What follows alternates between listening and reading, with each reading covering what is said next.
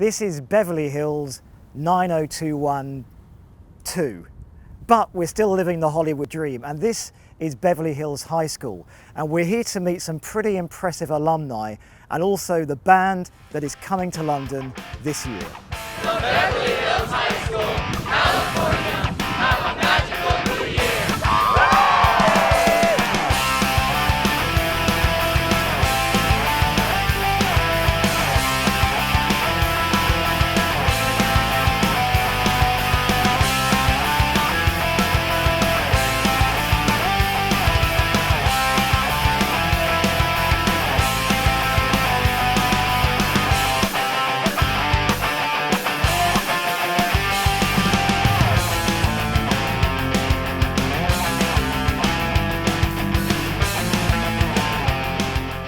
So my name is Cole Plante. I'm 18 years old and I'm a DJ and producer. I went to Beverly Hills High School for 4 years and I was in the marching band as a first chair trombone player.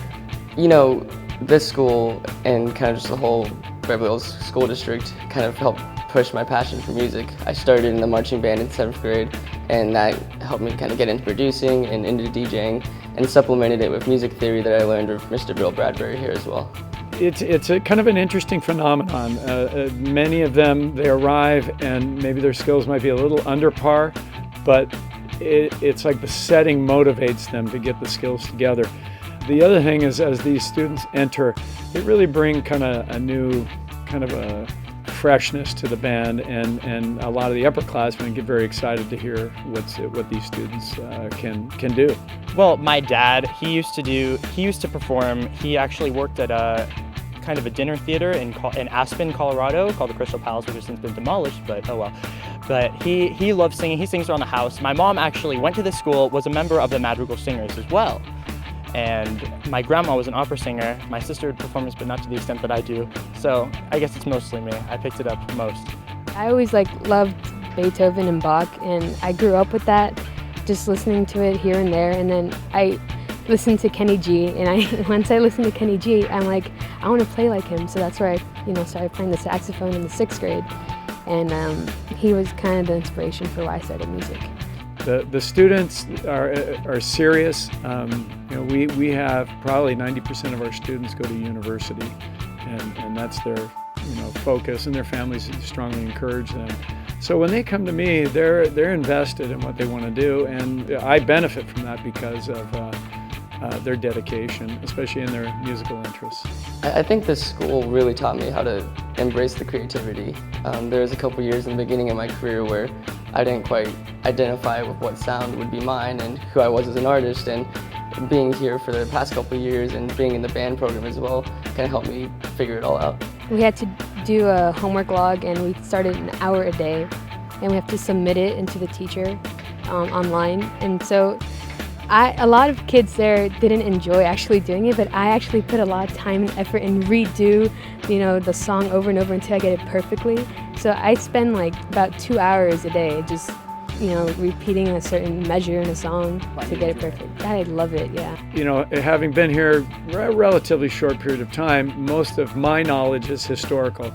I know Lenny Kravitz has gone here, and my predecessor, Lenny, would visit periodically to be able to talk to the kids about these strong alumni, especially in the music world, and having had incredibly successful careers in the music world I think inspires many of these kids to think, wow, I'm really a part of that heritage.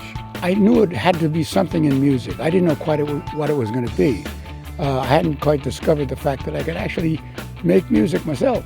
But I used to love playing, and that was one of the great doorways into my own abilities. And eventually I started playing piano. I started sort of finding my way with the piano, and that led into composing and writing lyrics and things. Well, right now I'm working on an album. I'm signed to Hollywood Records as a producer and DJ, and I'm working with a bunch of artists as well, one being B. Miller, who has a lot of songs on Top 40 Radio, and a bunch of other people who I can't say necessarily right now, but pretty good names in the works. So I'm just focusing on my career. This past couple years has been a balancing act between education and the marching band and all the other various extracurriculars, and now it's 100% forward in my career. we were fortunate, we were given wonderful books to work with. When you get the Jungle Book, or you get a story like Shitty Bang Bang with this flying car, or you get a Flying Nanny, there's another.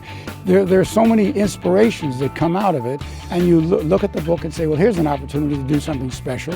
And so, yes, Bob and I were very lucky to get these assignments, and so we were inspired by them to write our songs. And yes, it's a lucky time for us. I always felt very fortunate. Obviously, any teacher who's preparing, you're always saying we have to get this done and deadlines to be met. But we're excited, and I'm remembering a lot of our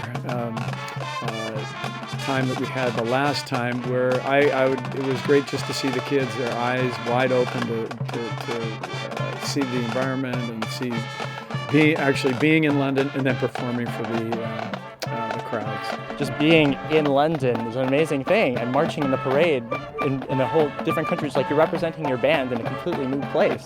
You get to bring all the pride that comes with it. It's amazing. And now I get to lead them. I get to march with the mace, show them that I love my band and I'm in charge. It's going to be incredible, and I'm so excited for that.